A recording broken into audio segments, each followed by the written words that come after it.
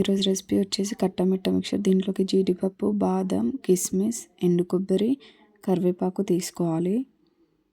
So ఇక్కడైతే మేము ingredients అన్నీ తీసుకున్నాం. దీంట్లోకి అటుకులు, అంటే మీకు ఎంత క్వాంటిటీ అయితే కావాలో, హాఫ్ కేజీ అయితే హాఫ్ కేజీ, కేజీ అయితే కేజీ అటుకులు తీసుకోవాలి.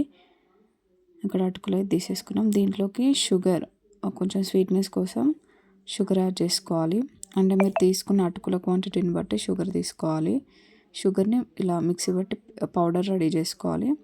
అలాగే ఒక స్టవ్ పైన ప్యాన్ పెట్టేసి దాంట్లో ధనియాలు 2 స్పూన్స్, జీలకర్ర 2 టీ స్పూన్స్, అలాగే సోంపు ఉంటుంది కదా, సోంపు 2 టీ స్పూన్స్ యాడ్ చేసుకోవాలి.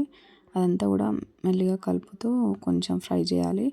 వాటన్నిటిని మిక్సర్ జార్లోకి తీసుకొని ఉప్పు, కారం, పసుపు వేసి అవి మిక్సీ పట్టేసుకోవాలి. పౌడర్ ఇలా రెడీ అయిపోతుంది. దాంట్లోనే ఆమ్చూర్ పౌడర్ ఉంటుంది, అది కూడా యాడ్ చేసుకోవాలి. తర్వాత ఒక కడాయి పెట్టుకొని దాంట్లో ఆయిల్ హీట్ అయిన తర్వాత ఒక్కొక్క ఇంగ్రీడియంట్ ఇట్లా ఫ్రై చేస్తుండాలి. పల్లీలు, పుట్నాలు, అటుకులు, కరివేపాకు, బాదం, కిస్మిస్ అండ్ జీడిపప్పు ఇవన్నీ కూడా ఫ్రై చేసుకొని ఒక వెడల్పాటి గిన్నెలోకి తీసుకోవాలి. ఎండు కొబ్బరి కూడా ఫ్రై చేసేసుకున్నాం. తర్వాత అటుకులు కొన్ని కొన్నిగా వేస్తూ ఫ్రై చేసుకొని ఒక వెడల్పాటి గిన్నెలోకి తీసుకొని ఇప్పుడు మనం దీంట్లో కరివేపాకు కూడా ఆయిల్లో వేసి ఫ్రై చేసి యాడ్ చేసుకున్నాం. ఇప్పుడు మనం రెడీ చేసుకున్న పౌడర్స్, షుగర్ పౌడర్ అండ్ ఇక్కడ ఈ పౌడర్ ఉంది కదా, సోంపు, ఇవన్నీ వేసి చేసుకున్నాం. అవన్నీ కూడా యాడ్ చేసుకొని మిక్స్ చేసుకోవాలి. అంతా మిక్స్ అయ్యేటట్టు మిక్స్ చేసుకుంటే చాలా సింపుల్గా మనకు రెడీ అయిపోతుంది.